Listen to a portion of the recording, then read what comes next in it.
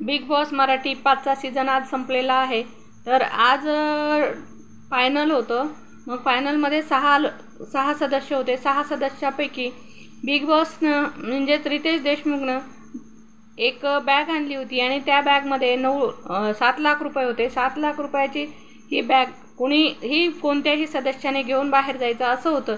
तर रितेश देशमुख सर्वांना विचारतात, म्हणजे सूरज चव्हाणला विचारतात। सूरज चव्हाण म्हणतो की माझ्या प्रेक्षकांवर माझा विश्वास आहे, मी बॅग घेणार नाही। मग नंतर अभिजितला विचारतात। अभिजितही म्हणतो माझा प्रेक्षकांवर विश्वास आहे, मी घेणार नाही। अंकिताईलाही विचारतात, अंकिताई नाही म्हणते। आणि DP दादांना विचारतात। DP दादा म्हणतात मला माझ्या वडिलांची मान उंचवायची आहे, त्यासाठी मी पैसे घेणार नाही असं म्हणतात। मग पुन्हा सर्वांना विचारल्याच्या नंतर कोणीही तयार होत नाही।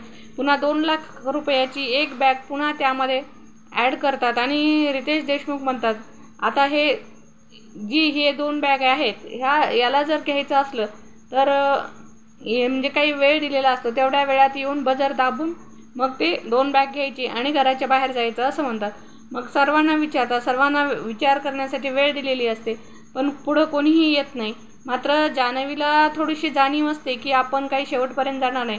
मग ती येऊन ही बॅग उचलते। तर तिने केलेलं कृत्य हे तुम्हाला आवडलं का? बॅग घेऊन ती घराच्या बाहेर जाते। त्यानंतर रितेश भाऊ तिच्या नवऱ्याला विचारतात हे योग्य केलं का, तेव्हा तो पण हो म्हणतो।